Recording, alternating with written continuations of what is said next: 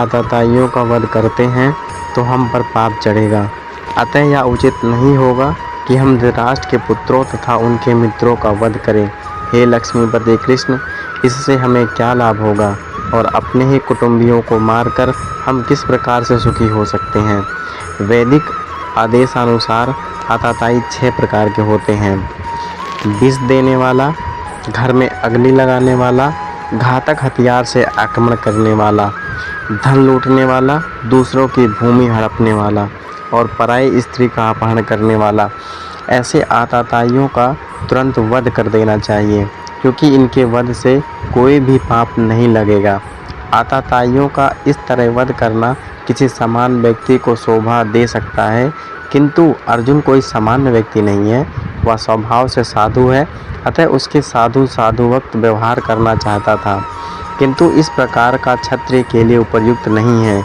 यद्यपि राज्य के लिए, प्रशासन के लिए उत्तरदायी व्यक्तियों को साधु प्रवृत्ति का होना चाहिए, किंतु उसे कायर नहीं होना चाहिए।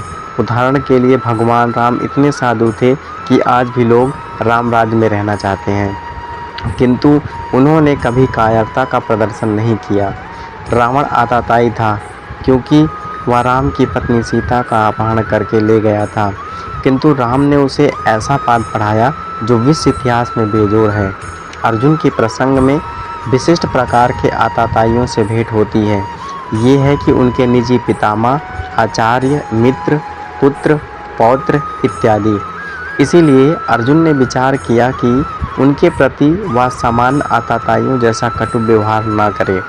इसकी अतिरिक्त साधु पुरुष को तो क्षमा करने की सलाह दी जाती है।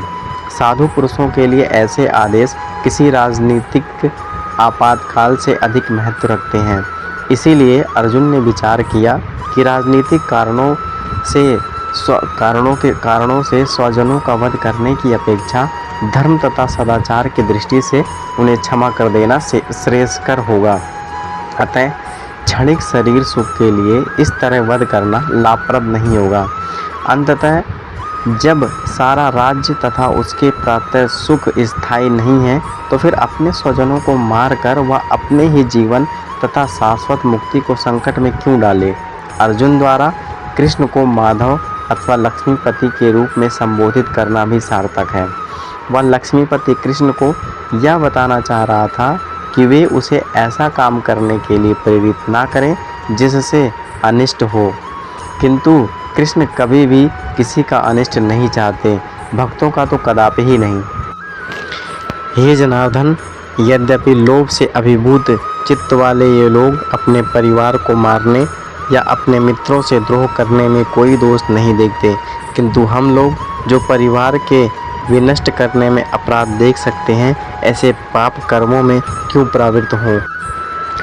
क्षत्रियों से यह आशा नहीं की जाती कि वह अपने विपक्षी दल द्वारा युद्ध करने या जुआ खेलने का आमंत्रण दिए जाने पर मना करे। ऐसे अनिवार्यता में अर्जुन लड़ने से नाकार नहीं सकता, क्योंकि उसको दुर्योधन के दल ने ललकारा था। इस प्रसंग में अर्जुन ने विचार किया कि हो सकता है कि दूसरे पक्ष इस ललकार के परिणामों के प्रति अनभिज्ञ हों, किंतु अर्जुन को तो दुष्परिणाम दिखाई पड़ रहे थे, अतः वह इस ललकार को स्वीकार नहीं कर सकता। यदि परिणाम अच्छा हो तो कर्तव्य वस्तुत पालनीय है, किंतु यदि परिणाम विपरीत हो तो हम उसके लिए बाध्य नहीं होते। इन पक्ष विपक्षों पर विचार करके अर्जुन ने युद्ध न करने का निश्चय किया। कुल का नाश होने पर सनातन कुल परंपरा नष्ट हो जाती है और इस तरह शेष कुल भी अधर्म में प्रवृत्त हो जाता है। हे कृष्ण, जब कुल में अधर्म प्रमुख हो जाता है तो कुल की स्त्रियां दूषित हो जाती हैं और स्त्रियों के पतन से है वृषवंशी अवांछित संतानें उत्पन्न होती हैं। जीवन में शांति, सुख, आध्यात्मिक उन्नति का मुख्य सिद्धांत मानव समाज में अच्छी संतान का होना है। वर्ण श्रम धर्म के नियम इस प्रकार बनाए गए थे कि राज्य तथा जाति की आध्यात्मिक उन्नति के लिए समाज में अच्छी संतान उत्पन्न हो। ऐसी संतान समाज में स्त्री के सात्वित्व और उसकी निष्ठा पर निर्भर करती है। जिस प्रकार बालक सरलता से कुमार्गगामी बन जाते हैं, उसी प्रकार स्त्रियां भी पतनोमुखी होती हैं। अतः बालक तथा स्त्रियां दोनों को ही समाज में वयोवृद्धों का संरक्षण आवश्यक है। स्त्रियां विभिन्न धार्मिक प्रथाओं में संलग्न रहने पर व्यभिचारिणी नहीं होंगी। चाणक्य पंडित के अनुसार सामान्यतः स्त्रियां अधिक बुद्धिमान नहीं होती, अतः वे विश्वसनीय नहीं हैं, इसलिए उन्हें विविध कुल परंपराओं में व्यस्त रखना चाहिए और इस तरह उनके सात्वित्व तथा अनुरक्ति से ऐसे संतानें जन्मेंगी जो वर्णश्रम धर्म में भाग लेने के योग्य होंगी। ऐसे वर्णश्रम धर्म के विनाश से यह स्वाभाविक है कि स्त्रियां स्वतंत्रता पूर्वक पुरुषों से मिल सकेंगी और व्यभिचार को प्रलय मिलेगी, जिससे अवांछित संतानें उत्पन्न होंगी।